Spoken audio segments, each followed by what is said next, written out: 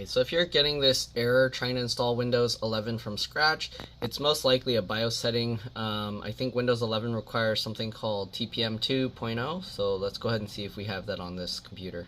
So first thing we're going to do, we're just going to exit this and then yes, quit, right? And then we'll close this as well. This is an Asus TUF like motherboard, so we're going to press F2 or delete to get to the BIOS. Depending on your computer, it might be different. You might have to press like F1 or F10 or something. So yeah, this is going to be different depending on your computer.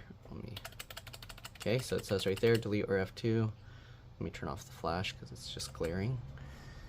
Okay, and then we're going to have to go through every single setting to try and find it. So let's see. So you can see this. Okay, this is the BIOS. We're going to have to go to advanced mode or press F7.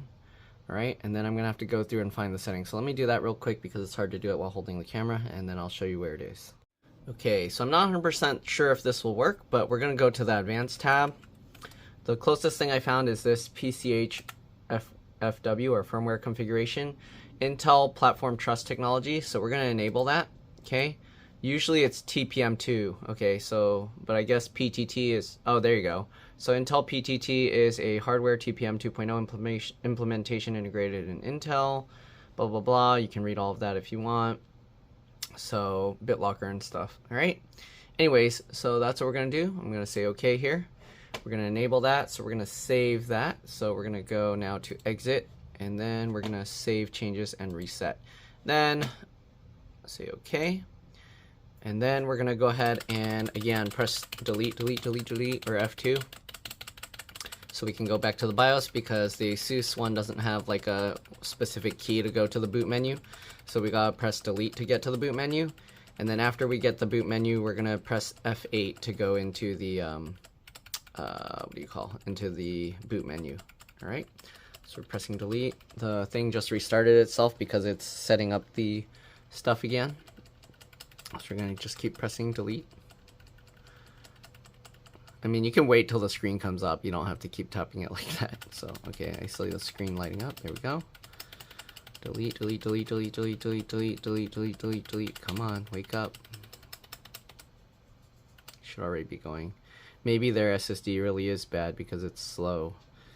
Alright, there we go. And then you can see at the bottom, it's, or actually, here it says boot menu F8. So we're going to press F8. It goes here. My stuff is on this SanDisk Cruiser Fit, so UEFI, we'll go to that. And it's going to boot the Windows 11 installer, and then hopefully we should be good to go. So it's loading, loading, loading, it's taking a while.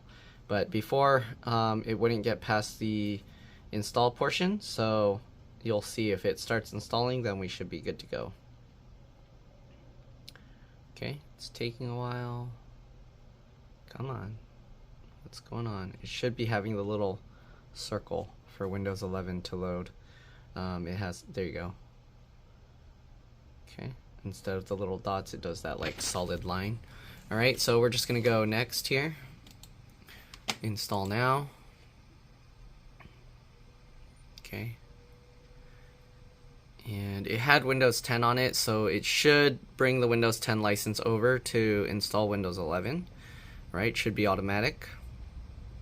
If it doesn't, usually you want to select Windows 11 Home, and then hopefully it will figure it out. So I'm going to say I accept, click next, and it looks like it's working because before it wouldn't even do that. Right, so the customer said they already kind of wiped everything out. They actually have two, so there's a second drive somewhere here. So I'm going to have to figure out what drives what. I'm assuming the 1 terabyte one is the, what do you call it, the Windows one. So I'm going to delete this. He said there's nothing on it, so I'm just going to wipe everything out, make everything unallocated, and then I'm going to pick the smaller one because most likely that's the faster SSD, because usually when companies sell computers, they give you like a bunch of like cheap storage and then a faster SSD. So we'll do unallocated on there.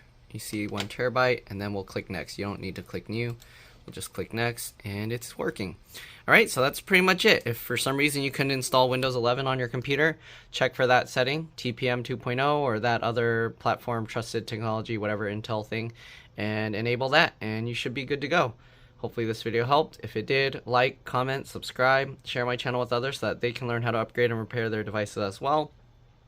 And if it helped you save a bunch of money, please consider contributing a little to the channel. Every little bit helps and allows me to continue making these videos for a living.